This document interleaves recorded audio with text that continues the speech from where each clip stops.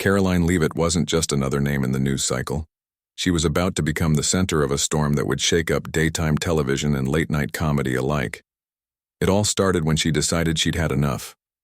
Enough of being mocked, enough of being misrepresented, and most importantly, enough of feeling like her reputation was being dragged through the mud for entertainment's sake. So she did something bold. She filed a lawsuit, a massive one, and not just against anyone but against The View, one of the most popular talk shows on TV. The amount? A staggering $800 million. Now, you might be wondering, how does someone even get to this point? Well, let's rewind a bit. Karoline, who had previously worked as a communications director for Donald Trump's 2024 campaign, was no stranger to public scrutiny. But what she claimed happened on The View went beyond typical criticism or political disagreement. According to court documents, she alleged that Sunny Hostin, one of the show's co-hosts, repeatedly twisted her words during interviews. Instead of engaging in fair debate, Karoline said she was painted as incompetent and unqualified, making her look bad in front of millions of viewers. And it wasn't just about hurt feelings. Karoline argued that these portrayals damaged her career. In her lawsuit, she claimed that the negative coverage made it harder for her to secure future opportunities in media and politics. Imagine working hard to build your reputation, only to have it torn apart in front of a national audience. That's exactly what Karoline believed happened to her. Her legal team presented emails, video clips, and transcripts to back up her claims, painting a picture of a calculated effort to undermine her credibility. The timing of the lawsuit couldn't have been more dramatic. With tensions already high between conservatives and liberals over everything from election coverage to cultural issues, this case added fuel to the fire. Conservatives saw it as yet another example of bias in mainstream media, while liberals viewed it as an overreaction designed to silence free speech. Social media exploded with reactions almost instantly. Some people praised Karoline for standing up to what they saw as bullying behavior, while others dismissed her lawsuit as a desperate attempt to stay relevant. What made this story especially juicy was the sheer scale of the claim. $800 million isn't pocket change. It's the kind of number that grabs attention whether you're scrolling through Twitter or flipping channels on your TV. People couldn't stop talking about it. Was it too much? Too little? Or just right for the alleged damage done? Everyone seemed to have an opinion, and those opinions were loud. For The View, the lawsuit posed a serious challenge. The show has always thrived on lively debates and controversial topics, but now it found itself at the center of its own controversy. Critics began questioning whether the line between spirited discussion and outright defamation had been crossed. Could a talk show really be held accountable for comments made by its hosts? And if so, where do you draw the line? As the story unfolded, it quickly became clear that this wasn't just about Karoline versus Sunny. It was about bigger questions regarding responsibility, fairness, and the power of media. Every twist and turn kept audiences hooked, eager to see what would happen next. Would there be a courtroom showdown? Would apologies be issued? Or would the whole thing fizzle out as quickly as it began? No one knew for sure, but one thing was certain. This was shaping up to be one of the most fascinating sagas in recent memory. When news of the lawsuit broke, Sunny Hostin didn't stay quiet for long. In fact, she wasted no time addressing the situation head-on. The very next day, she appeared live on The View, looking as composed as ever but with a fire in her eyes that suggested she wasn't about to back down without a fight. Her opening statement set the tone for what would become one of the most memorable segments in recent show history. "This is absolutely ridiculous," Sunny said, leaning forward in her chair with a mix of disbelief and frustration. She went on to dismiss the lawsuit as nothing more than a publicity stunt, shaking her head as she spoke. $800 million? Do you know how many schools we could build with that kind of money? The audience erupted into laughter, but Sunny wasn't done yet. With her trademark sharp wit, she added, "If I had $800 million, I'd retire tomorrow and maybe take a few vacations while I'm at it." Her comments drew applause from some viewers who appreciated her humor and confidence, but they also sparked backlash from others who felt she was trivializing the seriousness of the situation. Critics argued that her jokes came across as dismissive, especially given the gravity of the allegations against her. For Karoline Leavitt's supporters, this reaction only reinforced their belief that Sunny wasn't taking accountability seriously. But Sunny didn't stop there. She doubled down on her defense, insisting that everything she said on air was based on facts and fair commentary, not personal attacks. "I've been doing this job for years," she explained, gesturing emphatically as she spoke. "My role is to ask tough questions and hold people accountable, regardless of their political affiliation. That's what talk shows are supposed to do." She pointed out that Karoline knew exactly what she was walking into when she agreed to appear on The View. "You can't come onto a platform like ours, say controversial things, and then cry foul when someone challenges you." Sunny's co-hosts chimed in too, offering their own takes on the matter.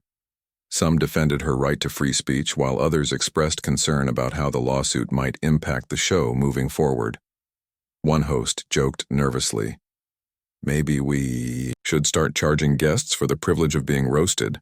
The comment got a few chuckles, but it also highlighted the growing unease within the group. This wasn't just about Sunny anymore. It was starting to affect the entire team. Despite her confident demeanor, though, cracks began to show in Sunny's armor during the segment. At one point, she paused mid-sentence, as if searching for the right words. It was clear that the lawsuit had struck a nerve, even if she refused to admit it publicly.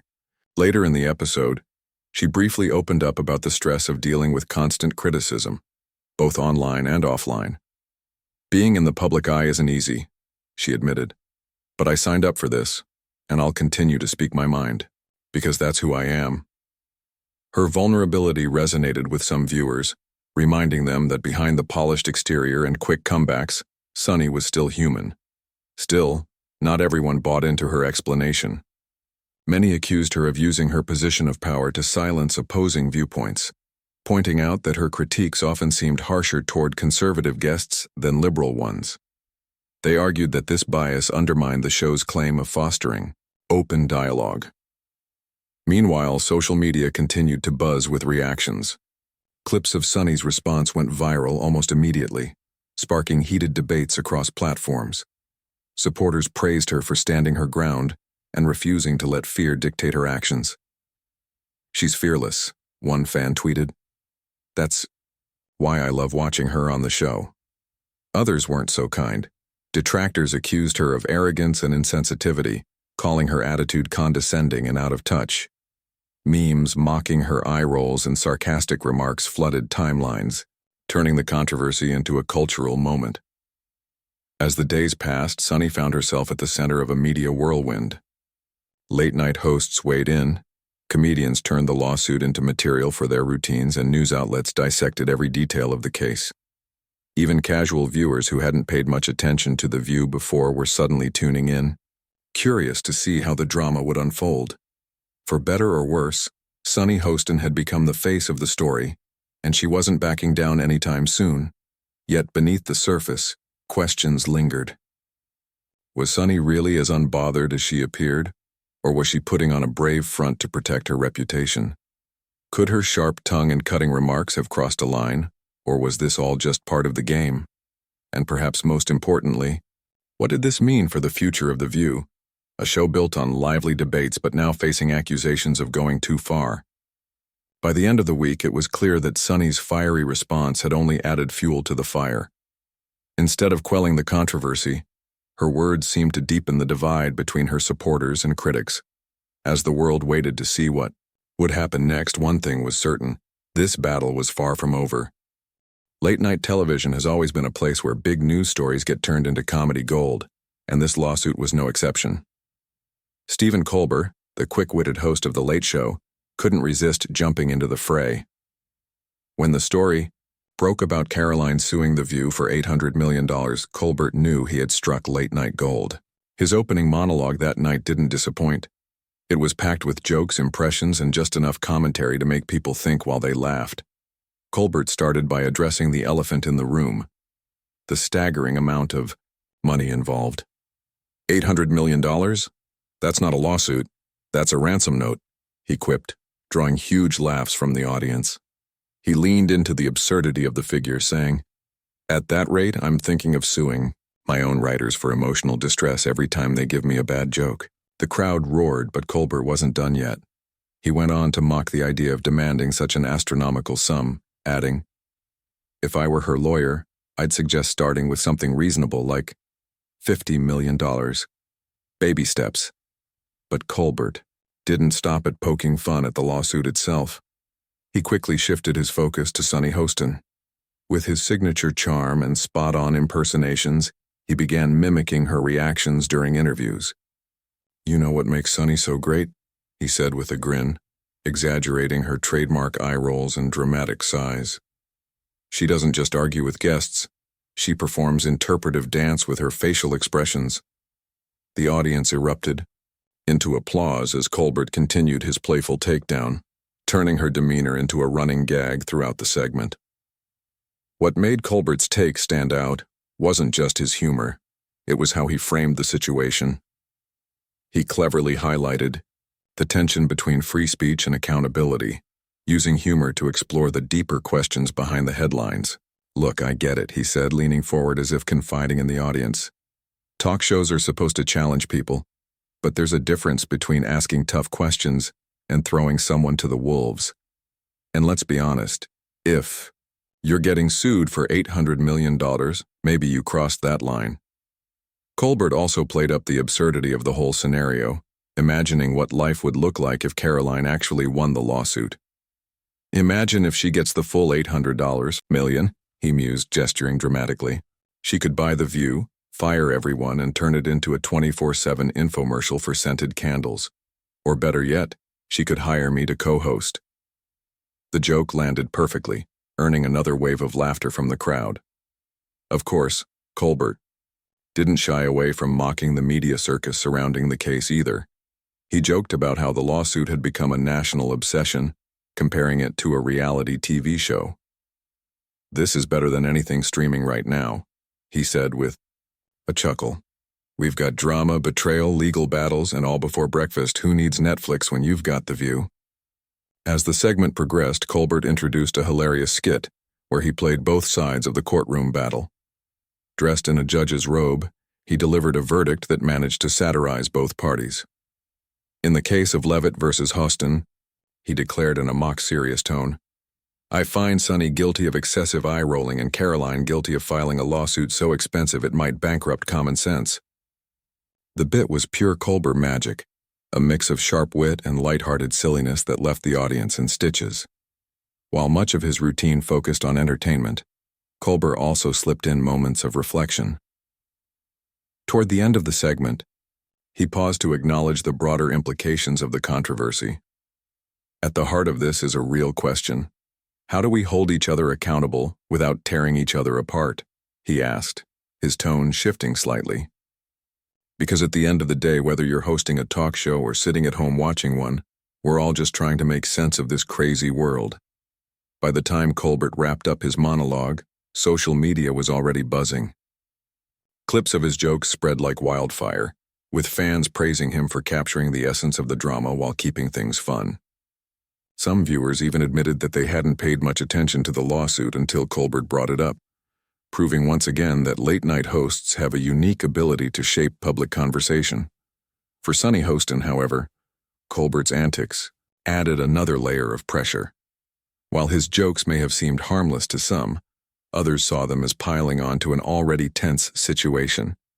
Critics argued that making light of the lawsuit undermined its seriousness, while supporters insisted that humor was a healthy way to process complicated issues. Either way, Colbert's involvement ensured that the story stayed in the spotlight and that everyone had an opinion about it. As the week went on, Colbert kept revisiting the topic, finding new angles to mine for laughs. From parody songs to fake commercials, Sunny's sarcasm-free survival kit. He turned the controversy into a recurring theme on his show. Each segment only deepened the cultural impact of the story, keeping audiences engaged and eager to see what he'd come up with next. In the end, Colbert's take on the saga did more than entertain. It reminded people why these kinds of debates matter. Whether you agreed with him or not, his ability to blend humor with insight made the story feel accessible, relatable, and most importantly, human. And as the lawsuit raged on, one thing was clear. Stephen Colbert wasn't just a commentator, he was now part of the narrative. As the lawsuit between Karoline and The View continued to dominate headlines, something fascinating began to happen. People started taking sides, and not just on social media or in comment sections, but everywhere. Coffee shops, family dinners, office break rooms, you name it, people were talking about it. The case had tapped into a deeper divide, one that went beyond the courtroom and straight into the heart of how we consume media and engage with differing opinions. On one side, you had conservatives rallying behind Karoline. For them, this wasn't just about one person's legal battle. It was symbolic of a much bigger issue. Many felt that mainstream media often treated conservative voices unfairly, twisting their words or painting them in a negative light. Supporters argued that Karoline was standing up for herself because no one else would.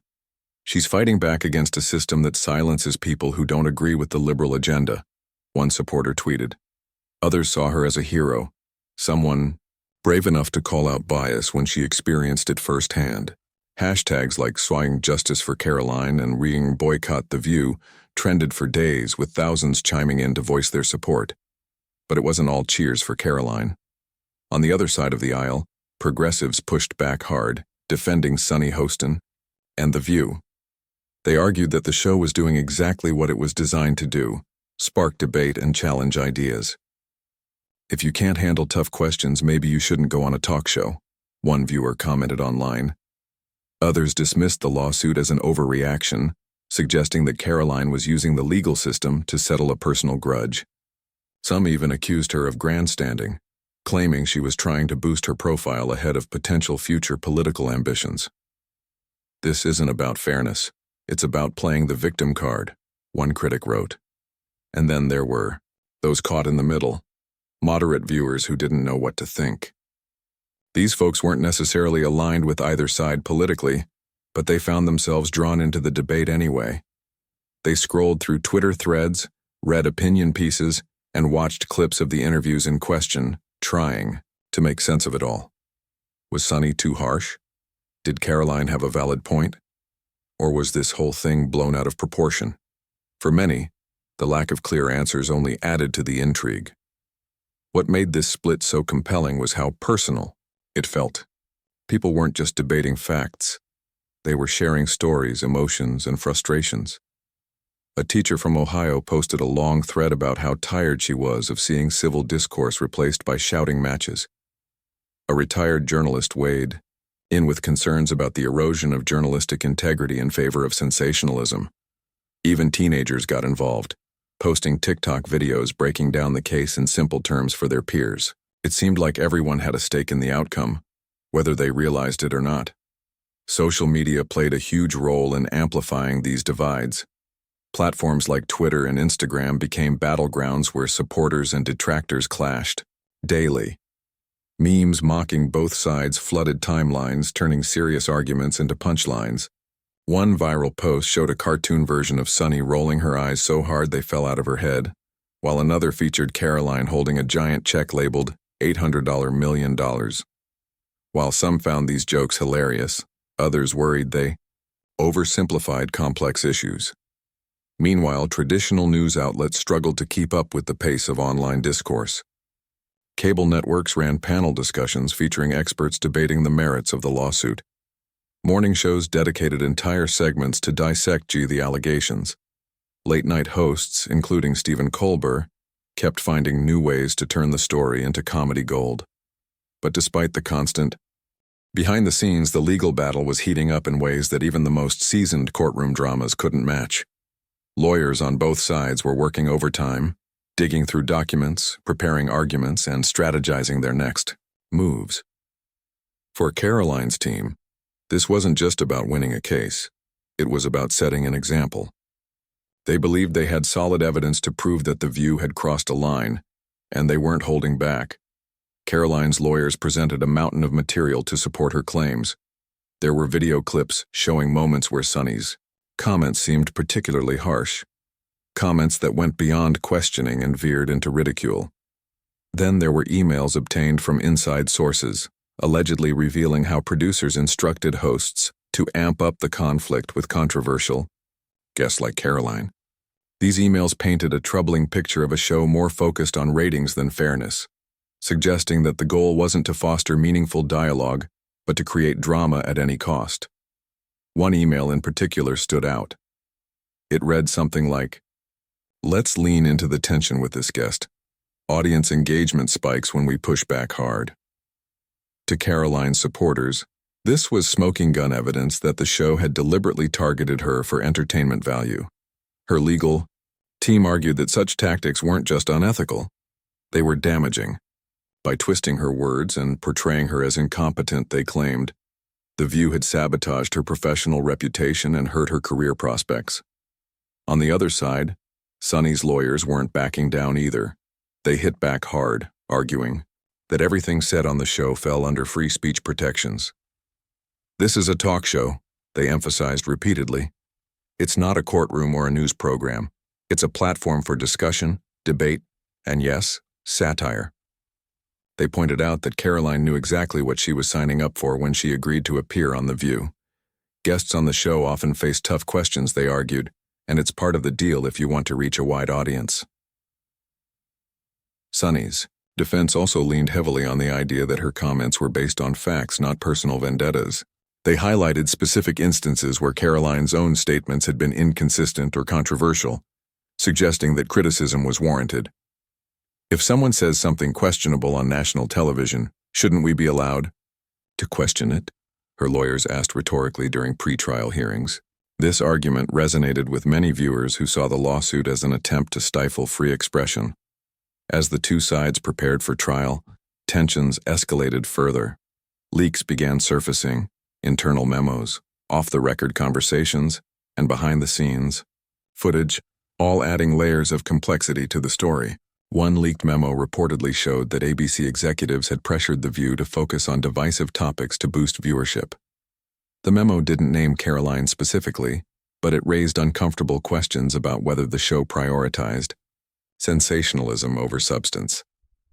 Critics seized on this revelation, accusing the network of exploiting controversy for profit. Meanwhile, ABC found itself caught in the crossfire.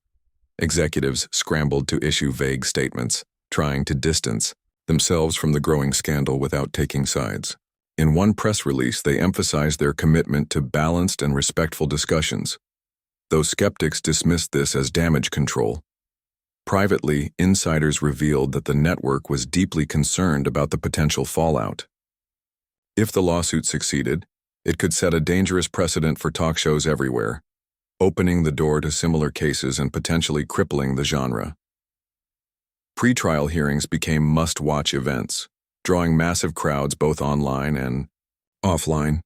Journalists packed courtrooms, eager to report every detail. Social media lit up with live updates, memes, and heated debates. Even late-night hosts like Stephen Colbert kept the momentum going, turning each new development into fresh material for their monologues. For better or worse, the case had become a cultural phenomenon. Yet amidst all the chaos, some people began wondering if the real issues were getting lost in the noise.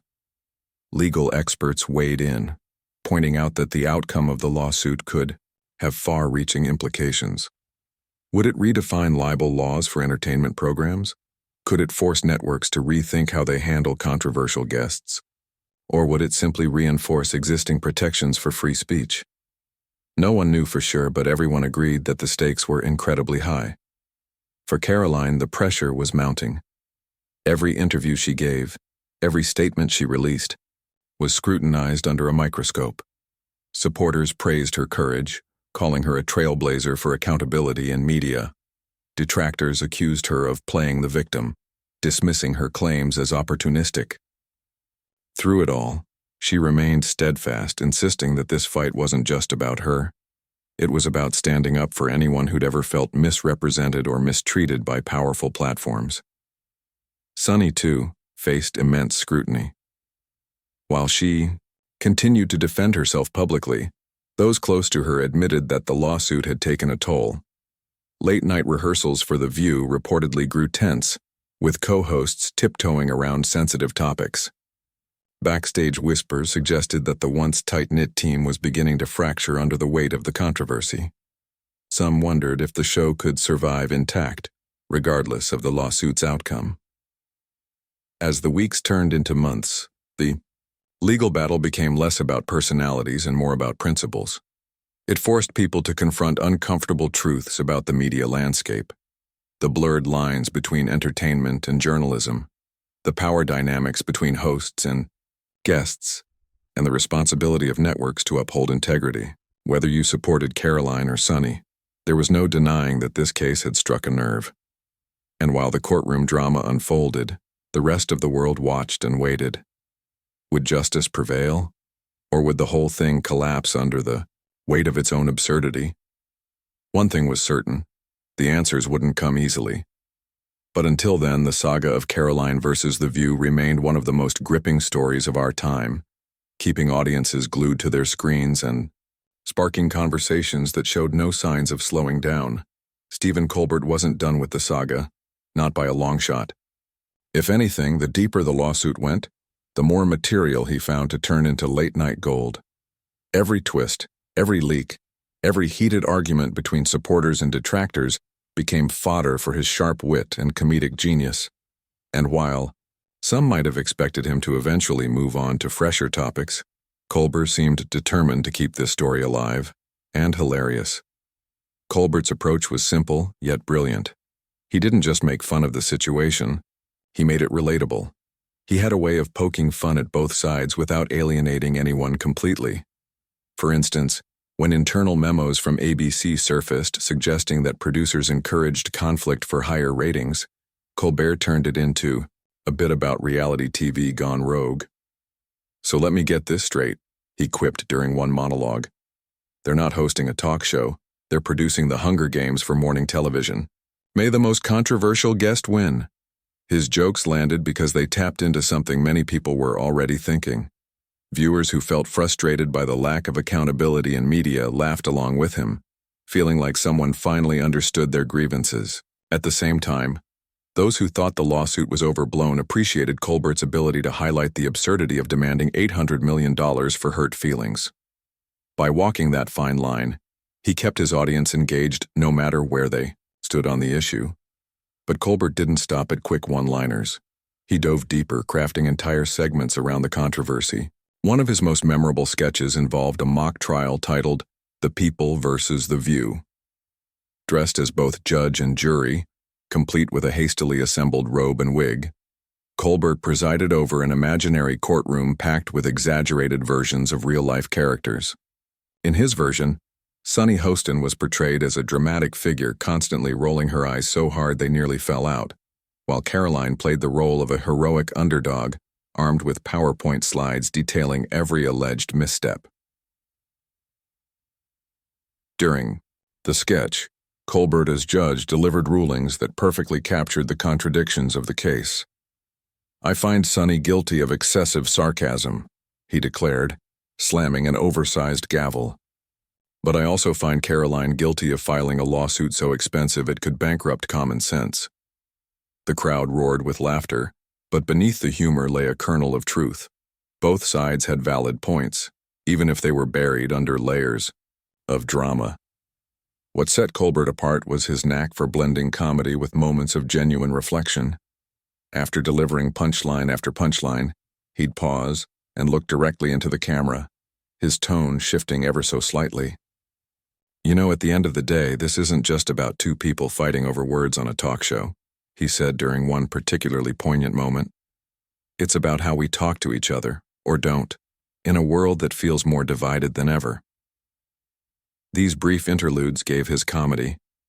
Just when it seemed like the lawsuit was headed toward a predictable showdown, a courtroom battle with lawyers shouting objections and dramatic testimony, the story took a jaw-dropping turn.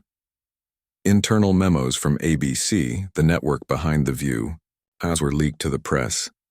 And these weren't just boring corporate emails about budgets or scheduling. No, these documents painted a startling picture of what really went on behind the scenes at one of America's most popular talk shows. The leaked memos revealed something explosive.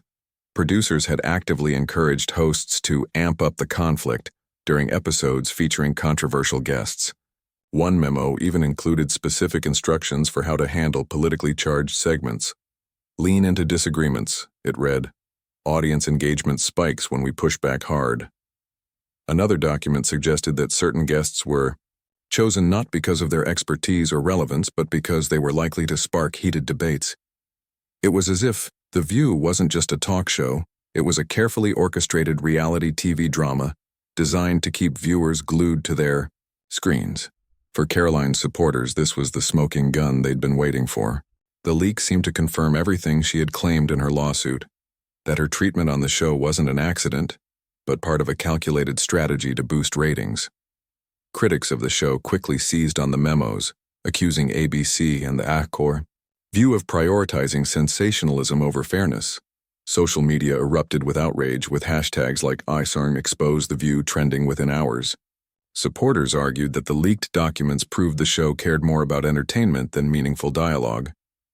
But here's where things got even more interesting.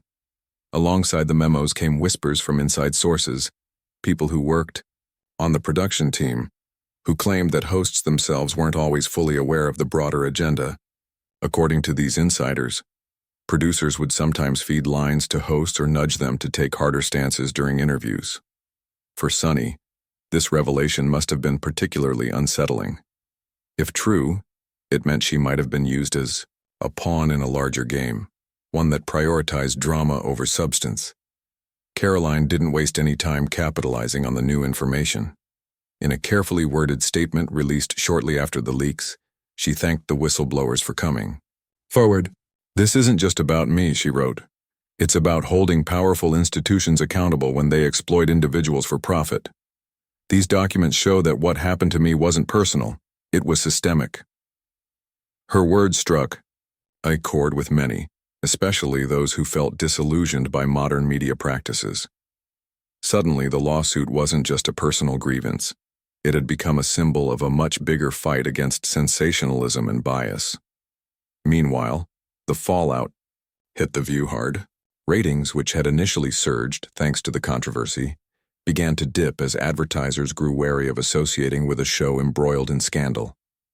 Longtime fans expressed disappointment, saying they felt betrayed by the revelations. Even some of the show's co-hosts appeared uneasy, with a few reportedly questioning whether the program had strayed too far from its original mission of fostering open and respectful discussions. Backstage tensions reportedly reached a boiling point, with whispered arguments and awkward silences becoming the norm. ABC executives scrambled to contain the damage. They issued a vague apology, promising to review internal policies and ensure greater transparency moving forward. But to many, the response felt hollow, a classic case of too little, too late. Skeptics pointed out that similar scandals had rocked other networks before, yet nothing ever truly changed. Why should anyone believe this time would be different? As the story dominated headlines, late-night hosts couldn't resist weighing in again. Stephen Colbert dedicated an entire segment to the leaked memos, calling them the plot twist no one saw coming. With his trademark humor, he joked that the show's producers should win awards, not for journalism, but for screenwriting. "Who needs scripts when you've got memos telling you exactly how to stir the pot?" he quipped, drawing laughter from the audience. But beneath the jokes, there was a sense of unease. Colbert acknowledged that the leaks raised serious questions about the ethics of media manipulation, forcing viewers to confront uncomfortable truths about the content they consumed daily. Public opinion shifted dramatically in the wake of the leaks.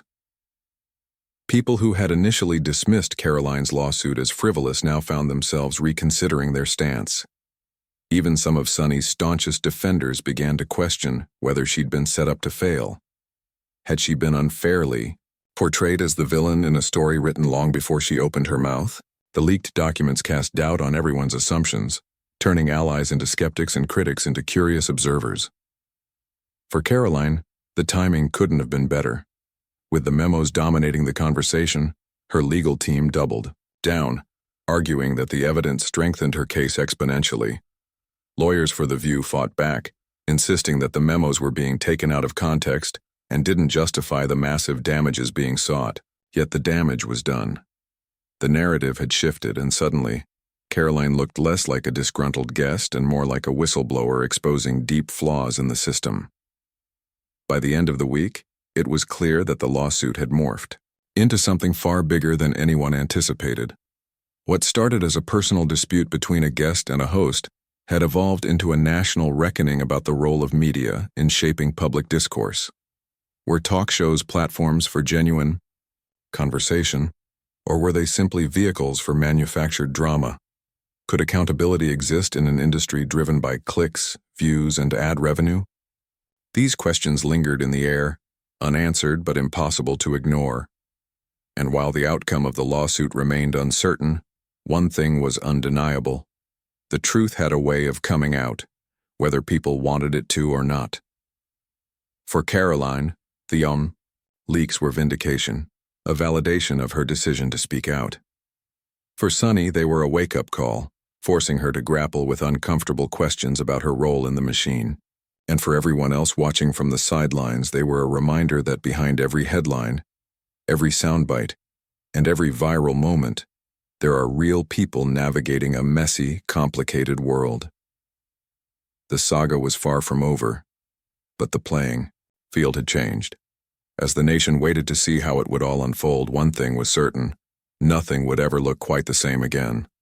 The lawsuit that had captivated the nation for months finally reached its conclusion, but not in the way anyone expected. Instead of a dramatic courtroom showdown with fiery testimonies and shocking verdicts, the case quietly fizzled out in a settlement agreement behind closed doors.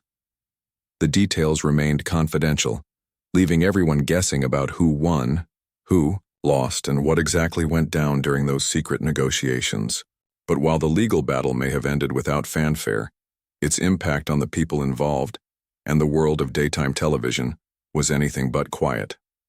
For Karoline, the settlement marked a turning point. Though she never publicly confirmed how much money, if any, changed hands, insiders hinted that ABC agreed to pay a substantial sum to avoid further embarrassment. Whether it was close to her original demand of $800 million or significantly less, the figure didn't matter as much as the symbolic victory. In interviews following the resolution, Karoline framed the outcome as proof that standing up against powerful institutions could lead to change. "This isn't just about me," she emphasized repeatedly. "It's about showing others that they don't have to stay silent when they're treated unfairly." Her supporters celebrated her as a champion for accountability, praising her courage and determination. To them, the leaked memos and subsequent settlement vindicated her claims, proving that The View had prioritized sensationalism over fairness. Some even suggested the case might inspire similar lawsuits from other guests who felt mistreated by talk shows. For Karoline personally, though, the win seemed bittersweet. Friends close to her revealed that the ordeal had taken a toll, leaving her exhausted and wary of stepping back into the public eye anytime soon. Still, she vowed to continue advocating for transparency in media, positioning herself as a voice for reform in an industry often criticized for valuing drama over integrity. For Sunny Hostin, the aftermath was more complicated. While she maintained her innocence throughout the controversy, the leaked memos cast a shadow over her role in the saga. Critics argued that she'd been used as a pawn in a larger game, orchestrated by producers eager to boost ratings. Others pointed out that regardless of intent, her sharp comments had contributed to the hostile environment Karoline described in her lawsuit. Facing mounting pressure, Sunny temporarily stepped away from The View, citing exhaustion and a need to reflect on the experience. During her hiatus, Sunny opened up in a series of candid interviews, acknowledging the emotional toll of being at the center of such intense scrutiny. "I've always believed in speaking my truth," she said in